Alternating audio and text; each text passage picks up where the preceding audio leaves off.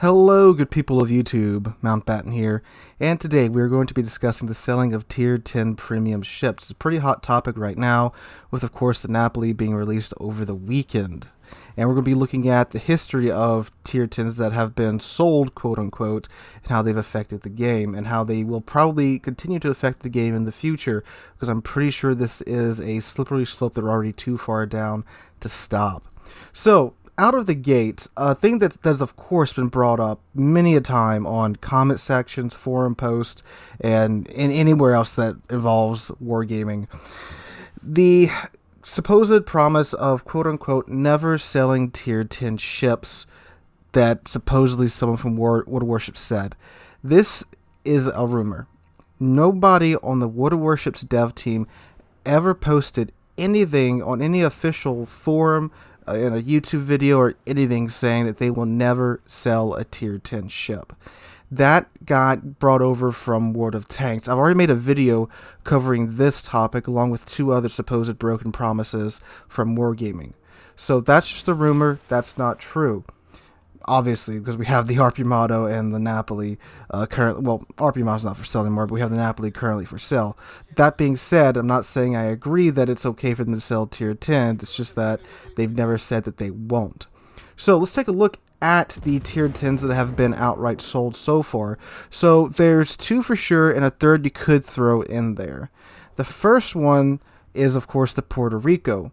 Way back when the first Dockyard event went up, you could technically buy the Puerto Rico outright for cash if you played for the blooms to skip all the stages of the Dockyard, which was quite pricey. It was a little over $250, almost $300 worth of doubloons.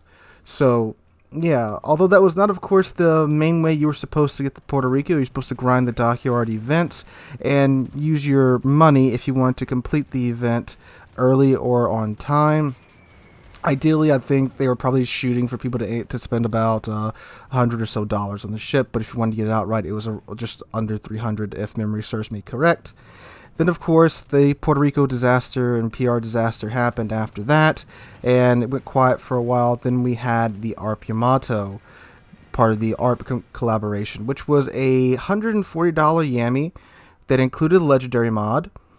And what's very interesting is, according to Wargaming, and this is actually the reasoning that they used to sell the Napoli, supposedly less than 1,500 Arpimatos were sold to accounts without a single researchable Tier 8 ship in their port. We'll come back to that figure later. Keep that in mind. Less than 1,500 Arpimatos were sold to accounts without a Tier 8 researchable ship in port. All right. Now, today we, of course, have the Napoli, the Tier 10 Italian supercruiser that's for sale right now in-game for 140 US, or you can get it for 252,000 coal. So you have two options to get it there. What we're going to do now is look at how selling Tier 10s could be a good thing for the game, and how selling Tier 10s can be a bad thing to the game. Alright? So we'll start with the good first. So, why could this be a good thing for the game? Well, people work. Not everyone has time to grind out hard to obtain resources. Steel ships, for example, are extremely hard to get or are a long process to obtain, even for those that regularly play the game. For example, it usually takes me about 2 seasons worth of clan battles, a few ranked sessions, and some dockyards for me to get a steel ship. I've said this before with the Shikishio. That was 2 seasons of CBs, 2 seasons of ranked, and a dockyard ship for me to get the Shikishima. For the FDR, that was 2 seasons of CBs, 2.5 seasons of ranked, and 2 dockyard ships worth of steel to get me for me to get the FDR. That's just 2 of the 3 steel ships that I have. The Stalingrad, it took me even longer because we didn't have dockyard ships when the Stalingrad got released. So, for those that don't have time to grind out those resources, this could be a way for those that work and have a bit of spending money on the side to get some fun and unique ships. And the Napoli is a very fun ship, in my opinion, of course in the right circumstance. My Napoli review came out on Saturday, if you want to watch that. Now, coal is a little bit different than steel, of course. Coal, you don't really have to grind your life away in competitive to get it. You just have to log in, get your coal containers. There's some events, some combat missions that you can get coal in. Some are given away in free containers for events and such. It's not a hard thing to get, but even the most dedicated player will still have to spend a few months getting coal, of course. The second major thing is, of course, that the game is free to play.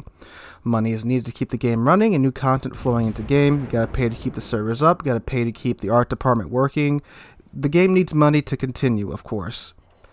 Third thing is that if the Napoli is the model for the future, there will always be a way to obtain the ship for free. In the Napoli's case, coal. So it's not like the Napoli is locked behind a paywall to where you have to throw $140 at the game to get it. You can completely get it for free, and coal, again, is pretty easy to obtain. It just takes a couple of months to get it.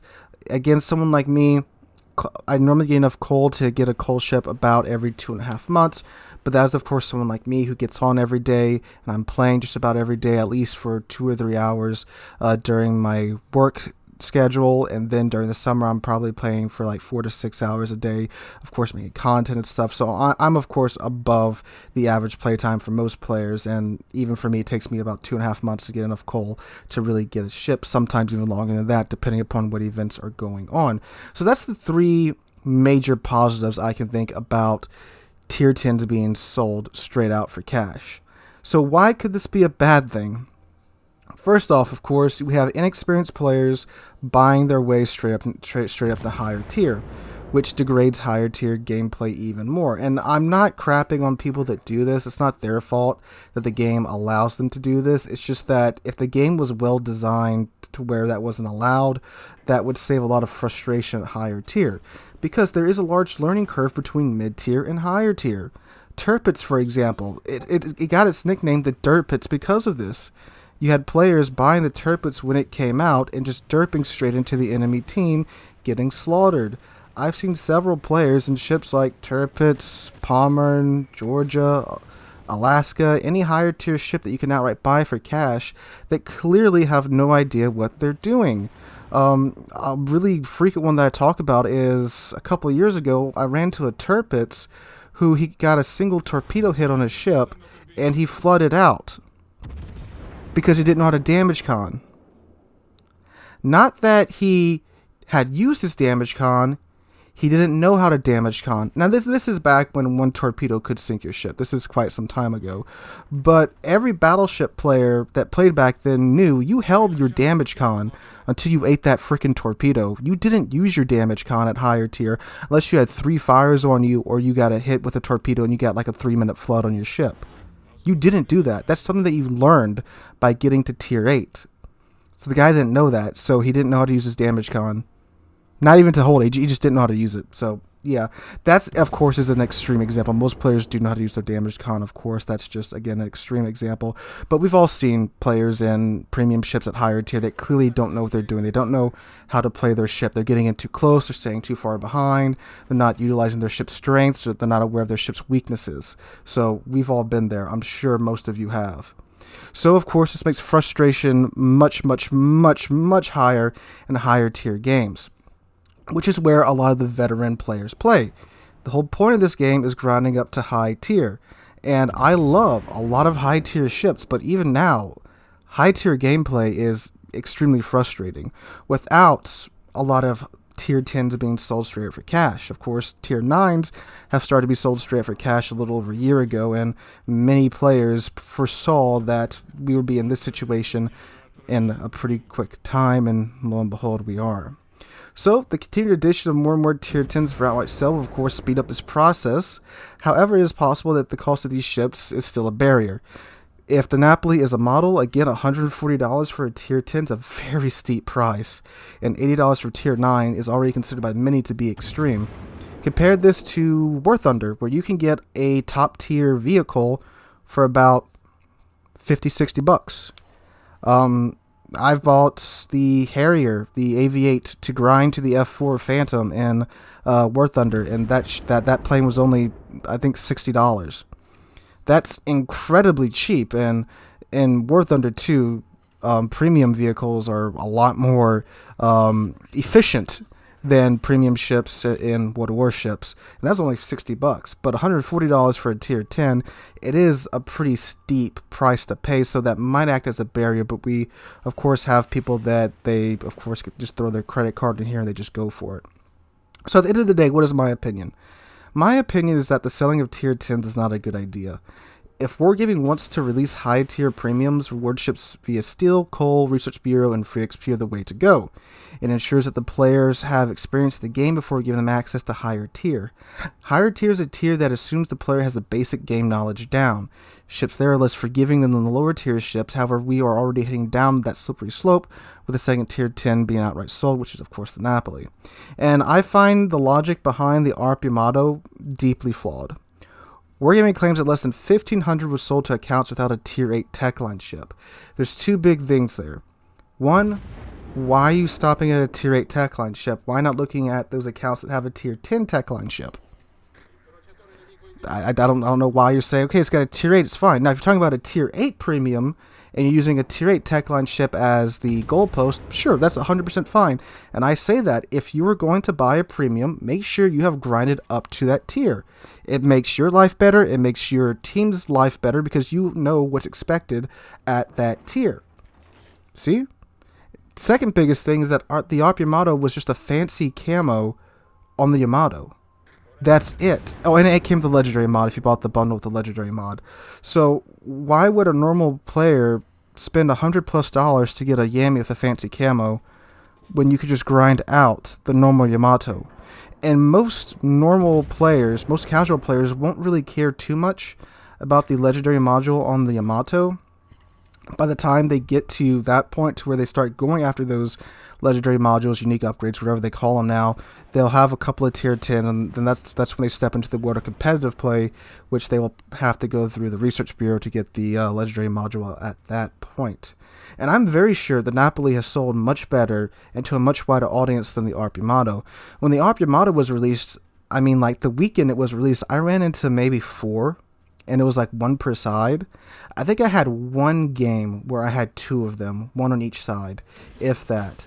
The Napoli, I've seen 4 or 5 per side already. Now, granted, the Napoli is available for coal. Many players, of course, have stockpiles of coal from ranked events and things like that, but I'm sure a fair bit of them have been purchased for cash, and again, I'm sure far more have been sold to a much wider audience than the ARP Yamato. So that's my line of thought for these tier 10s and the good and the bad behind them. So I'm wondering, what do you guys think this means for the future of the game?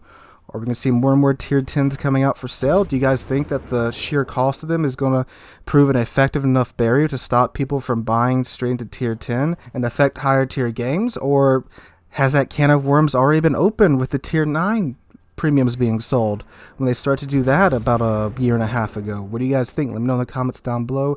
I just wanted to share my thoughts with you guys on this topic and see what you guys think about it too. So again, let me know what you think in the comments.